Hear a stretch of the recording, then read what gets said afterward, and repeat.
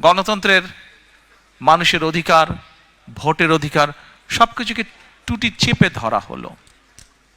পরবর্তীতে শহীদ রাষ্ট্রপতি জিয়াউর রহমান যখন দেশ পরিচালনার দায়িত্ব পেলেন জনগণের পক্ষ থেকে, আমরা দেখেছি আবার বহুদলীয় গণতন্ত্র চালু হলো দেশে ধীরে ধীরে। মানুষ কথা বলার অধিকার ফিরে পেল। সংবাদপত্রগুলো ধীরে ধীরে প্রকাশিত হতে লাগলো। সংবাদপত্রগুলো আস্তে আস্তে গঠনমূলক সমালোচনা শুরু করলো সরকারের। জনগণের প্রত্যাশা প্রতিফলিত হতে লাগলো সংবাদপত্রতে, বিভিন্ন আলোচনা অনুষ্ঠান, বিভিন্ন সেমিনারে। বাংলাদেশের একমাত্র স্মার্ট সিটি বসুন্ধরা এখন আরো নিরাপদ, আধুনিকতায় আরো এক ধাপ এগিয়ে। আমরা দেখলাম 1974 সালে যে দুর্ভিক্ষ হলো, শহীদ রাষ্ট্রপতি জিয়াউর রহমানের সময় দেখলাম দুর্ভিক্ষ অবস্থা থেকে কাটিয়ে দেশ একটা উৎপাদনমুখী রাজনীতি শুরু করলো।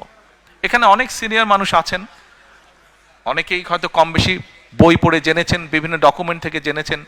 শহীদ রাষ্ট্রপতি জিয়াউর রহমানের সময় খাদ্য উৎপাদন শুধু দ্বিগুণই হলো না, আমরা দেশ থেকে খাদ্য রফতানিও পর্যন্ত করে পেরেছিলাম। হতে পারে অল্প ছিল, কিন্তু করেছিল। বাংলাদেশের মতন একটি দেশ বিদেশে চাল পর্যন্ত রফতানি করেছিল, উদ্বৃত্ত চাল। প্রিয় ভাই বোনেরা, আমরা দেখেছি কিভাবে ধীরে ধীরে সেই সময় গড়ে উঠেছিল মিল, কলকারখানা, যেখানে উৎপাদিত হতে লাগলো বিভিন্ন দ্রব্য, যেখানে আস্তে আস্তে মানুষের কর্মসংস্থান ব্যবস্থা হতে লাগলো। তার ফলে ধীরে ধীরে মানুষের অর্থনৈতিক যে মেরুদণ্ড, সেই অর্থনৈতিক মেরুদণ্ড মজবুত হওয়া ধরল। কিন্তু আমরা কি দেখলাম 1981 সালে? ষড়যন্ত্র বাংলাদেশের বিরুদ্ধে থেমে ছিল না।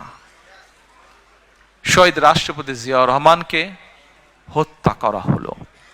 হত্যা করার মাধ্যমে দেশের গণতন্ত্রের গতি, গণতন্ত্রের চর্চা, দেশে মানুষের অর্থনৈতিক ভাগ্য উন্নয়নের যে চাকা, সেটিকে স্তব্ধ করে দেওয়া হলো, বন্ধ করে দেওয়া হলো।